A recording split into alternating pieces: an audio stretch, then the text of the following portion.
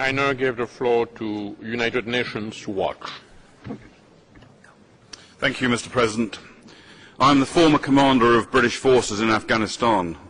I served with NATO and the United Nations, commanded troops in Northern Ireland, Bosnia and Macedonia, and participated in the Gulf War. I spent considerable time in Iraq since the 2003 invasion and worked on international terrorism for the UK Government's Joint Intelligence Committee. Mr. President, based on my knowledge and experience, I can say this.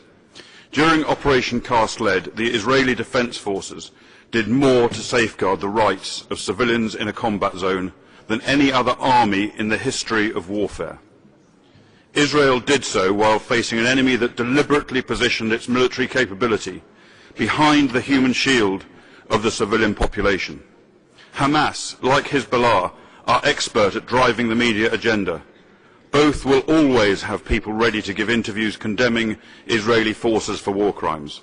They are adept at staging and distorting incidents. The IDF faces a challenge that we British do not have to face to the same extent. It is the automatic Pavlovian presumption by many in the international media and international human rights groups that the IDF are in the wrong, that they are abusing human rights. The truth is that the IDF took extraordinary measures to give Gaza civilians notice of targeted areas, dropping over 2 million leaflets and making over 100,000 phone calls. Many missions that could have taken out Hamas military capability were aborted to prevent civilian casualties.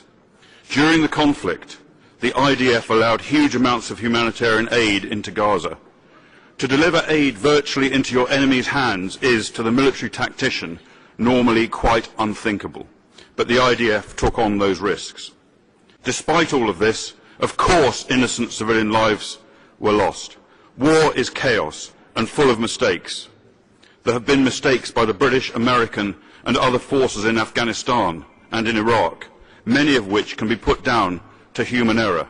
But mistakes are not war crimes.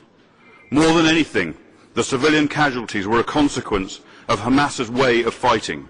Hamas deliberately tried to sacrifice its own civilians. Mr. President, Israel had no choice, apart from defending its people, to stop Hamas from attacking them with. And I say this again, the IDF did more to safeguard the rights of civilians in a combat zone than any other army in the history of warfare. Thank you, Mr. President. Thank you.